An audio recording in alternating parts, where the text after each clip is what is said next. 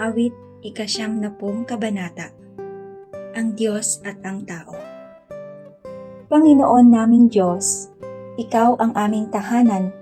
Simula pa sa simulang lumitaw ang aming angkan. Wala pa ang mga bundok, hindi mo pa nilalalang. Hindi mo pa nililikha itong buong daigdigan.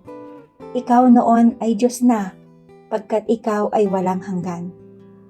Yaong taong nilikha mo'y bumabalik sa alabok. Sa lupa ay nagbabalik kapag iyong iniutos. Ang 1,000 mga taon ay para bang isang araw. Sa mata mo, Panginoon, isang kisap mata lamang.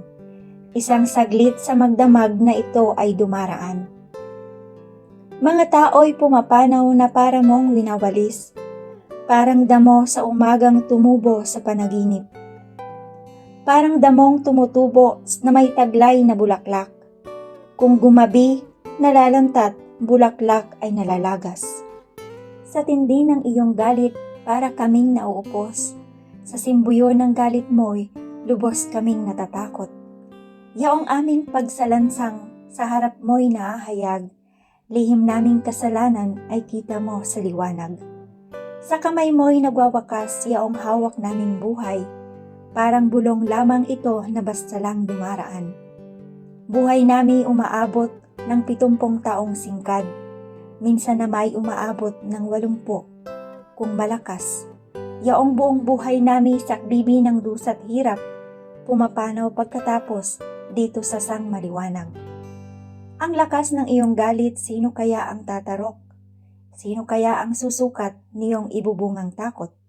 Yamang itong buhay nami maikli lang na panahon, itanim sa isip namin upang kami ay dumunong. Hanggang kailan pa ba, Yahweh, titiisin niya ring lagay nitong iyong mga lingkod sa gitna ng kahirapan? Kung umagay ipadama yaong wagas mong pag-ibig, at sa buong buhay nami may galak ang aming awit. Yaong naging hirap nami tumbasan mo ng ginhawa, singhaba rin ng panahon ang ipalit na ligaya. Ipakita sa lingkod mo ang dakila mong gawain, at sa sunod naming lahi ipadama ay gayon din.